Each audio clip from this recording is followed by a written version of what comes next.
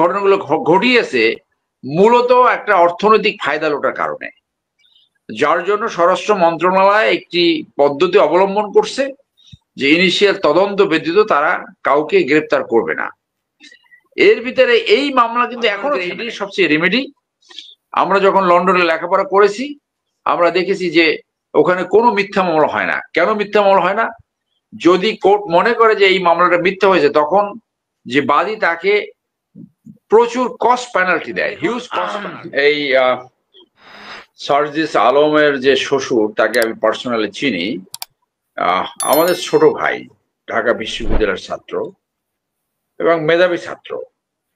Just গতকাল রাতে declare হওয়ার প্রজ্ঞাপন জারি হওয়ার আগের দিন আমার কোর্টের বারান্দায় তার সাথে দেখা হয়েছে, অনেকক্ষণ গল্প করলাম।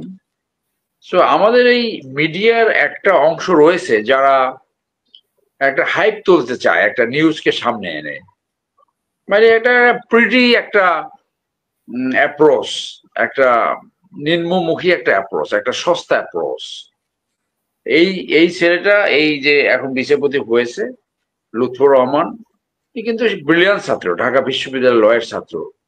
সে ডিএজে ছিল এবং তার মেধায় থ্রো স্ক্রুটিনি সে কিন্তু জজ হয়েছে। কিন্তু কিছু সোশ্যাল মিডিয়া তাকে সামনে আনছে ভাবখানা এমন, মিনিংটা এমন যে সার্জিসের তদবিরে হয়তোবা সে জাস্টিস হয়েছে, অর্থাৎ এই সার্জিসের শ্বশুর বলে সে জাস্টিস হয়েছে। এইটা সম্পূর্ণ ভুল ধারণা। আমি মনে করি সে তার মেধা মনন এবং থ্রু স্ক্রুটিনি ইন্টারভিউর মাধ্যমেই সে এই পথে এলিভেটেড হয়েছে। 2 বছর অস্থায়ী জজ হিসেবে নিয়োগ করা হয়েছে, 2 বছর পরে পার্মানেন্ট হবে তারা, যদি তারা সেই কোয়ালিফিকেশন পুরো করতে পারে। সো এটা গেল এটা। আর এই গণখুন, এইটা তো ভয়াবহ দুঃসংবাদ যে খুনের মামলায় যেভাবে বাণিজ্য করা হয়েছে। আমার কাছে 4-5টা মামলা আছে, তার ভিতরে আমি দেখলাম যে একটা লয়ার সে এইগুলো সব কিভাবে জানি ম্যানেজ করে 5-6টা মামলা দিতে সমর্থ হয়েছে, এবং সে যে অঞ্চলের, ওই অঞ্চলের যারা, তাদের সবাইকে আসামি করছে, যে জেলার। আমার কাছে আর একটা বাদী আসছে যে সে গুলিতে আহত হয়েছে, তাকে কে বা কাহারা বুঝাইছে যে তুমি চিকিৎসা করো, তুমি এই টাকা পাবা, কোর্টে যায় যদি একটু কথা বলো তাহলে তুমি তোমার বেনিফিট পেতে সহজ হবে। ইভেনচুয়ালি ইট কেম আউট যে তাকে বাদী বানায়া একটা মামলা করছে, ওই যে মামলায় ওইরকম 200-300 আসামি এবং অজ্ঞাত আরো 400-500। তো এই যে ঘটনাগুলো কিছু দুষ্কৃতকারী এই ঘটনাগুলো ঘটিয়েছে মূলত একটা অর্থনৈতিক ফায়দা লোটার কারণে, যার জন্য স্বরাষ্ট্র মন্ত্রণালয় একটি পদ্ধতি অবলম্বন করছে যে ইনিশিয়াল তদন্ত ব্যতীত তারা কাউকে গ্রেপ্তার করবে না। এর ভিতরে এই মামলা কিন্তু এখনো থেমে নাই।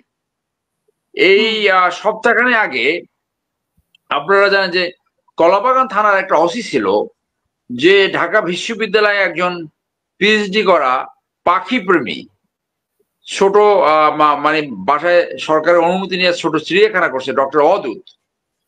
ওই কলাবাগান থানার ওসির বিরুদ্ধে সে ব্যবস্থা নিয়েছে, মামলা করেছে।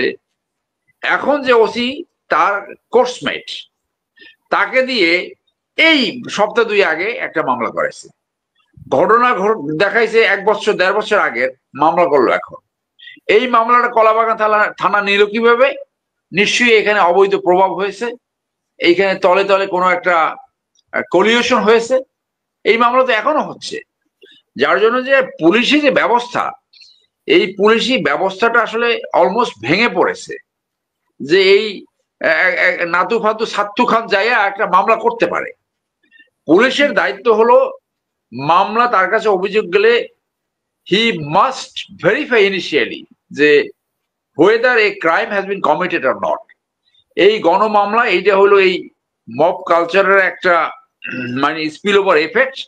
এবং কখনো কখনো এই গণমামলাগুলো কোর্টেও হয়েছে, যখন থানা এই মামলাগুলো নেয়নি তখন এগুলো কোর্টে হয়েছে। এই মামলাগুলা ওই পতিত সরকার ফেসিজমের যে একটা কালচার, মামলা ব্যবসা, এই মামলা বাণিজ্য কথাটা আসছে কিন্তু আওয়ামী লীগের এই 2009 থেকে 2024-এর ভিতরে, যে মামলা দিয়ে বাণিজ্য করে। কে বাণিজ্য করে? যে বাদী হয়। কে বাণিজ্য করে? আইও।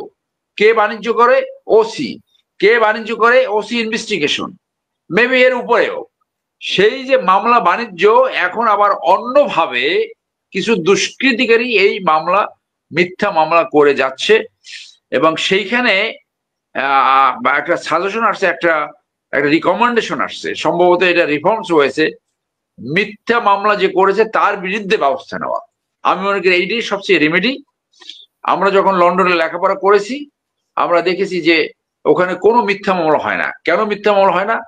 যদি কোর্ট মনে করে যে এই মামলাটা মিথ্যা হয়েছে, তখন যে বাদী তাকে প্রচুর কস্ট পেনাল্টি দেয়, হিউজ কস্ট পেনাল্টি, এবং তার কাছ থেকে সেই ক্ষতিপূরণ আদায় করে যারা ভিকটিম তাদেরকে সেখানে সাপোর্ট দেওয়া হয়।